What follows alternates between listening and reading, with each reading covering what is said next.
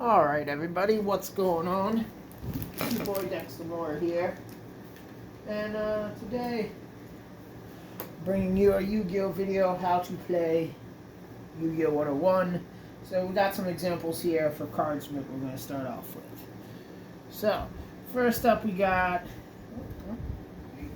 go, Troll. Ritual summon, boom summon, regular summon, back. I don't think we have, oh we do, perfect, awesome. We got some examples. You're going to need examples of monster cards as well. You'll work. I don't really want to showcase you, but you'll work. For the example, so we got some examples of monster cards here. So we'll start off with monster cards. First off, your basic monster card is standard Blue Eyes White Dragon Tribute Summon Monster. Tribute Summon Monster is basically meaning that you count the number of stars that the card has. And this applies to Tribute Summon Monsters and effect monsters based on the coloring of the card to this orangish color or the yellow color being a normal monster. Effect monsters are orange, normal monsters are yellow. And for tribute summoning, you base the number of stars it has. Blue Eyes White Dragon is, I believe, a 7-star?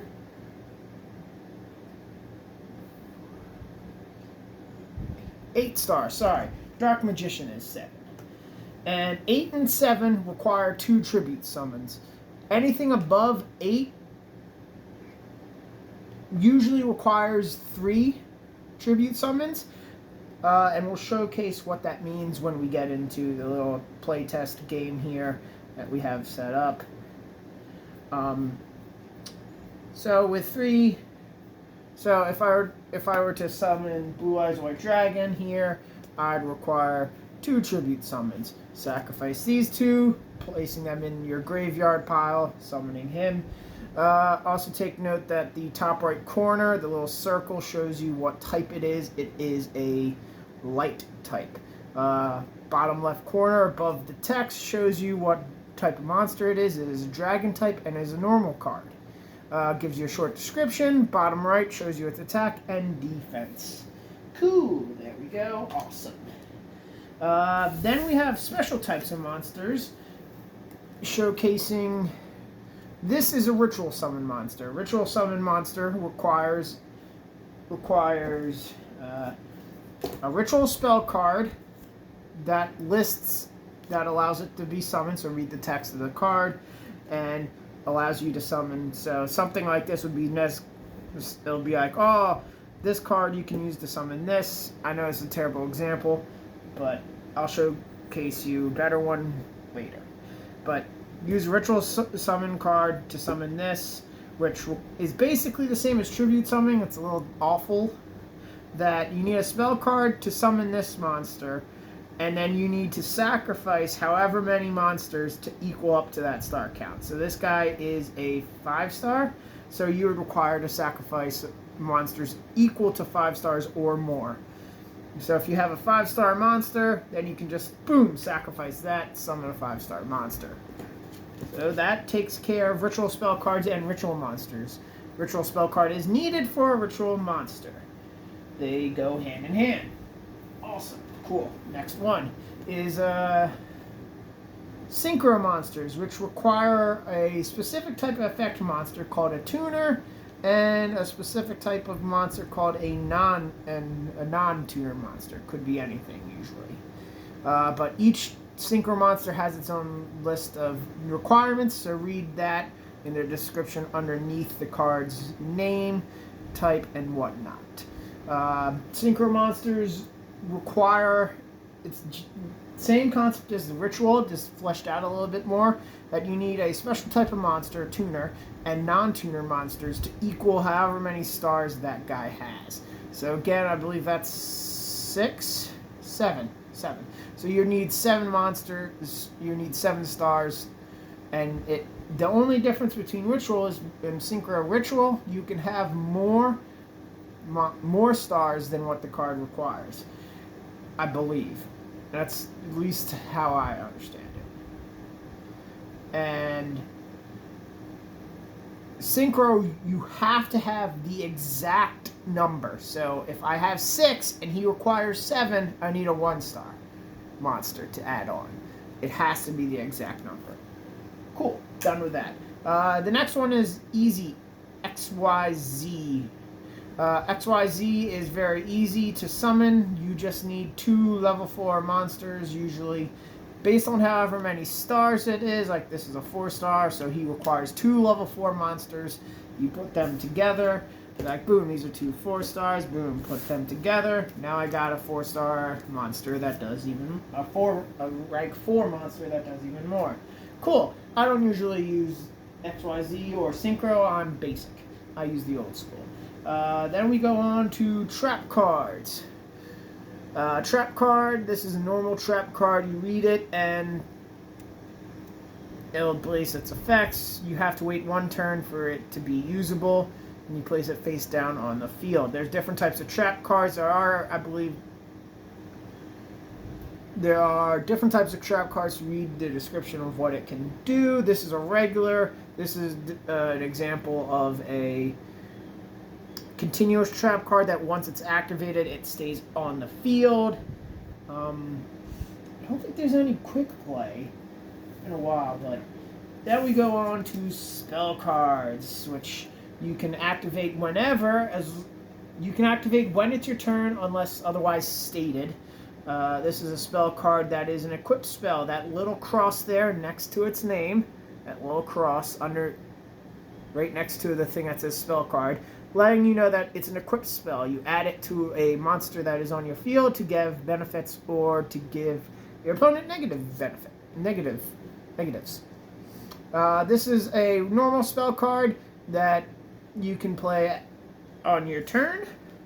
This is a continuous spell card. It stays on the field as long as it doesn't get destroyed by your opponent's targeting effects, indicated by the infinite symbol. This is a quick play spell card. Quick play spell cards can be played on your opponent's turn if they are on the field. They usually cannot be played from the hand unless stated otherwise. So there's some quick examples of cards that we have that we can play with. And also, here we go, we'll use you as an example.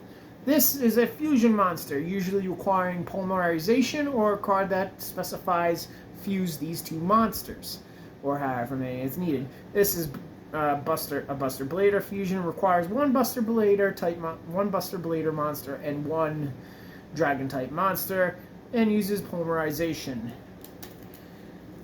And you fuse those 2 monsters. You send those 2 fusion material monsters to the graveyard in return for a fusion summon. So let us play. We're going to draw some cards here. 1, 2, 3, 4, 5. Now, typically, if you're playing with sleeves, you want your entire thing sleeved. If you don't play with sleeves, then that's fine as well. I just have a mixed match of sleeves because some of these cards I care about and some I don't. So, you draw 5, and you can do what's called a mulligan if you want. You decide who goes first, usually by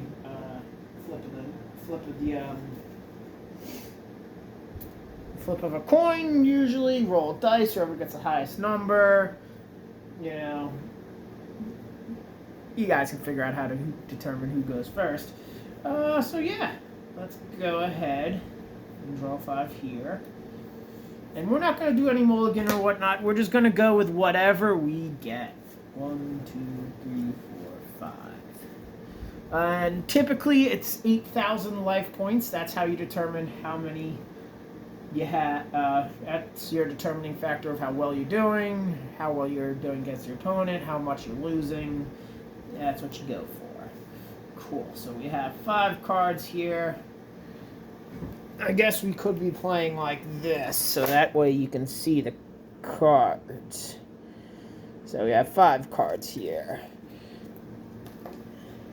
So typically you don't want your opponent to see your hand. We got 5 cards here. And we're going to say that we're going to go with Dark Magician first, because this is a Dark Magician based deck. Alright. So.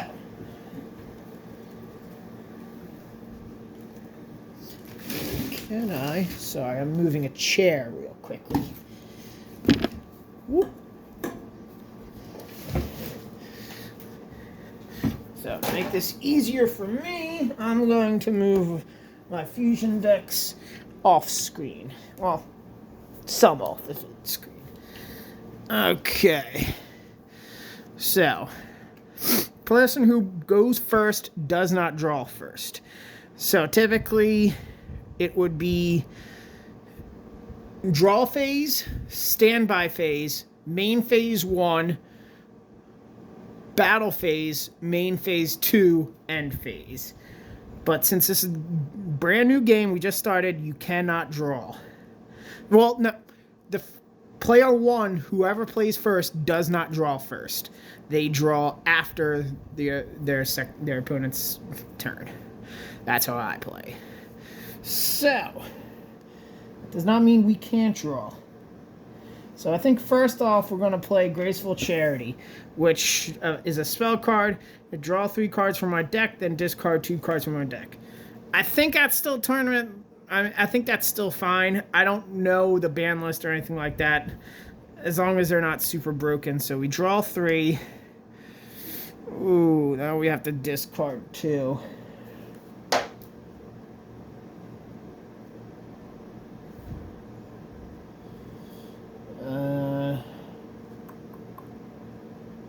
Let's get rid of Arcane Barrier, which you put in the graveyard. And let's put in Enemy Controller. So now we have 3 new cards.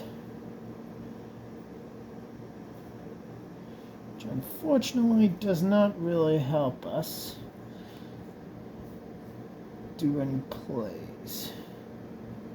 So, we don't really need to place anything on the field because these are all good. Because typically if you have spell cards, you want to be careful about placing them on the field, because if your opponent has something that can destroy them, like spell cards you just want to activate from your hand, unless it's a quick play spell card, like Enemy Controller, you'd want to place that on the field, because then you can use that as a defense mechanism. But typically you want to keep your spell cards in your hands. So, okay, this... So we're going to place her face down in defense position, and we'll end our turn. Cool. So now player 2 begins. And he's going to draw. Oh boy. So we got Guardian for Railed. Level 7 or 8 Dragon Time monster from hand.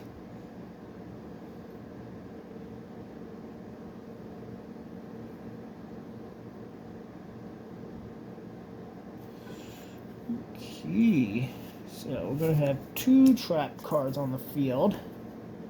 Ooh.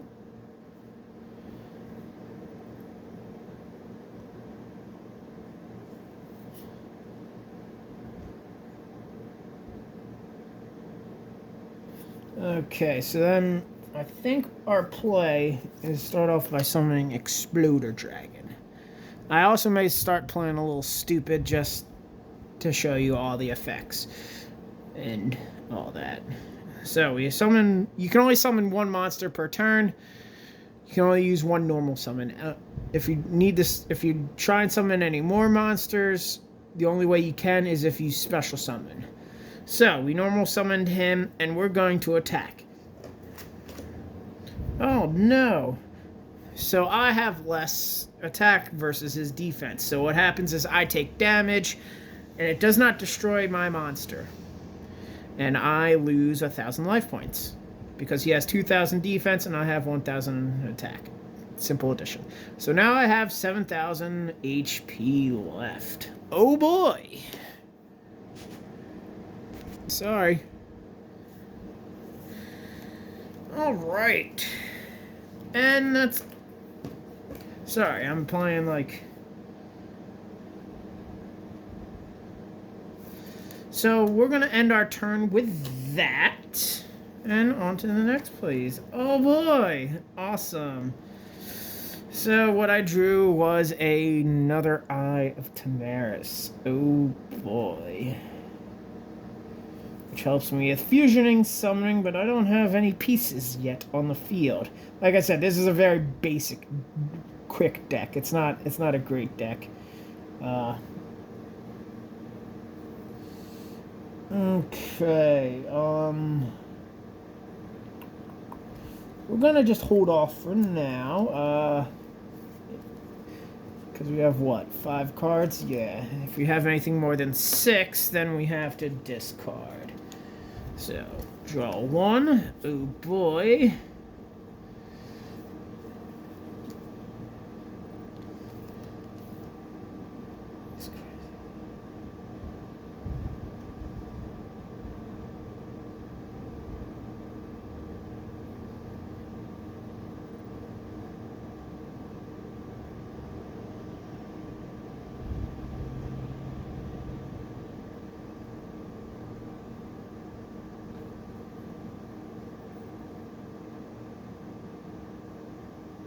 So we're going to summon Maiden with Eyes of Blue in face-up attack mode. And then we are going to end our turn. Yep, because we have no sacrificed monsters yet, and you require a special type of summoning. I think, wait, while we summoned her.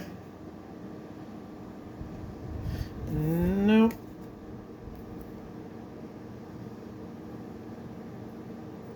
Nope, because it has 500 attack. Alright.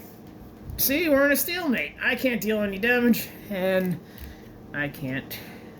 Cool, so we draw. Sorry. So we drew 1 card.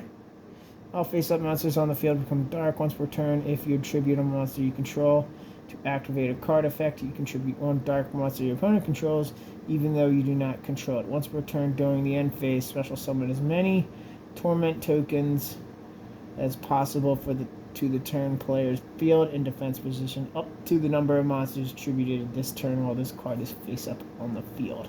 And this is a field spell, indicated by the little plus sign here in the corner there. There we go.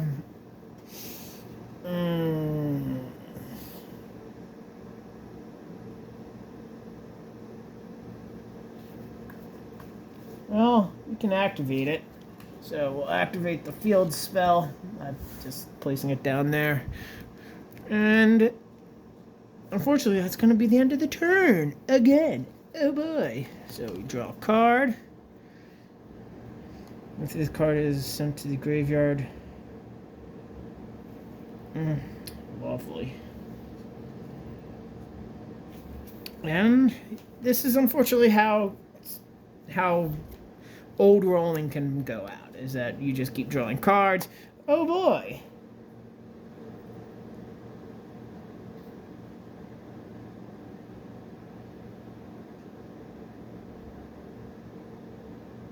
Wait, this card can be used as special to summon any Blackluster Soldier ritual monster from your hand or graveyard. You must also send 1 light and 1 dark monster, 1 monster from your hand and 1 monster from your deck to the graveyard whose total levels exactly equal to 8. You can only activate 1 Super Soldier Synthesis per turn. So we have 1 on the field.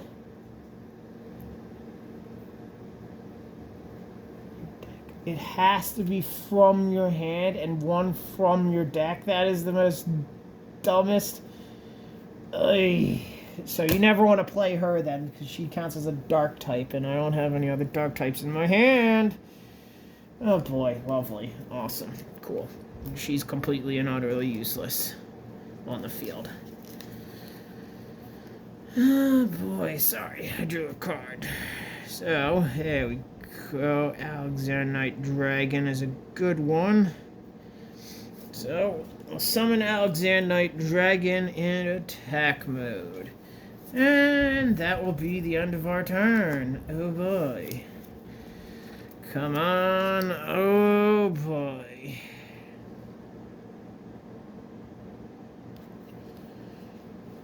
Awesome. 6 cards in our hand. All spell cards, all trash. Lovely. End the turn. Cool. Draw.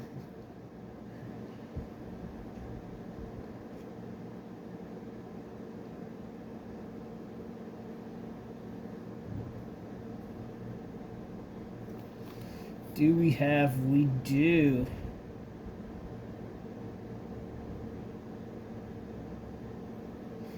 There's no way of recovering a banish, so we'll summon him, and we activate his effect.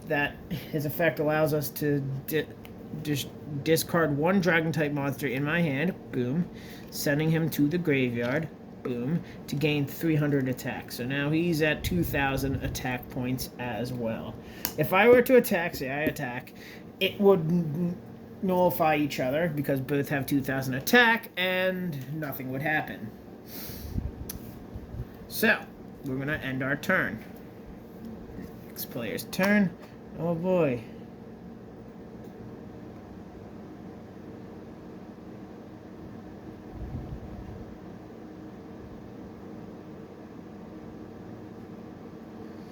Awesome. We're going to end our turn. We have more than 6 cards. Discard 1. Boom. Lovely. Draw 1. Where's my other hand? There we go. From your hand. Awesome. So we're going to sacrifice him to activate his effect. So that gains him 2,300 attack points. And with that, we are going to attack this monster. Boom. That's destroyed. Then we're going to attack with that. Boom. That's 2,000. So we're down to 6,000. So it's 7,000 versus 6,000. Boom. Attacks. So that's 5,000. And yeah, it's going to be end of the turn. All right. And we're going to draw. Oh boy, another freaking Eye of Tamaris. We need a monster card here, boys. So we're going to activate our face down. Swords of Revealing Light for 3 turns. Read the effect. Flip all monsters your opponent controls face up. This card remains face up on the field for 3 of your opponent's turns. While this card is face up on the field, monsters your opponent control cannot declare an attack. Alright. So, we're going to discard Spellbook of Wisdom to end our turn. And draw a monster. We're going to activate his effect again and sacrifice our Alexandrite Dragon to increase his attack by an additional 300, so he's currently up to 2,600. Cannot be normal summoned or set, must be special summoned from your hand by banishing 3 light and or dark monsters from your graveyard. When summoned this way, you can activate this effect and apply the following based on the attributes of the following monsters. Only light, special summon 1 monster from your graveyard in defense position. Only dark, shuffle 1 random card from your opponent's hand into the deck. Both light and dark destroy up to 2 cards on the field. Oh boy, we're playing all right, cool. So we can basically win this. So we're gonna special summon them by banishing. All right, banishing 3 monsters from our graveyard. That just has to be 3. Right? Yeah, just 3 monsters of light and or dark. Light, dark, light. So we have 2 lights, 1 dark, both banished. So we'll just place this there. And we can special summon him, equaling 5 monsters on the field. And since we were allowed to do 3, since it was both light and dark, we get his effect of destroying 2 cards on the field. Boom, 2 cards. And that is game. There you go. That's how you win. Because healed attack, boom, 3,000. Healed attack, greater than 2,000. And I only had 5,000 life points left. So that would be game. Fortunately, that is how it rolls at times, and all my cards drawing were spell cards. So yeah, this deck's balancing is awful, but hey, I just put it together real quick. It meets the minimum requirements. So that's a little bit about how you play. I can give you a little example for like few ritual summons. So this is that. So say I would to activate Super Soldier Synthesis.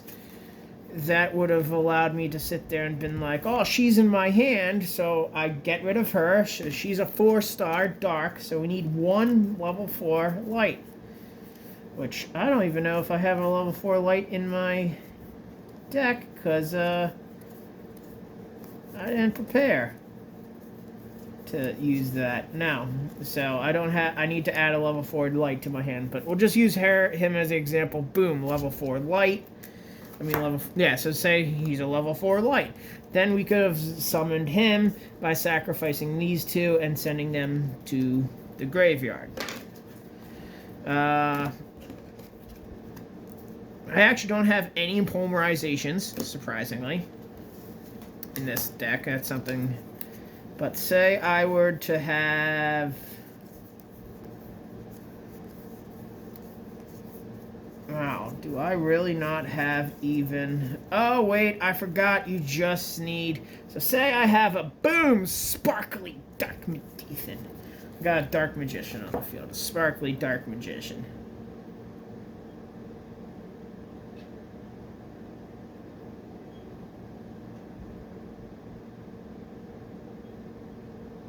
This card is treated as Legendary Dragon Tamaris. Target 1 Dark Magician monster you control. Fusion summon 1 fusion monster from your extra deck that lists that monster on the field as a fusion material, using it as a fusion material. You may only activate 1 Eye of Tamaris per turn. So say we would have a Dark Magician. Boom!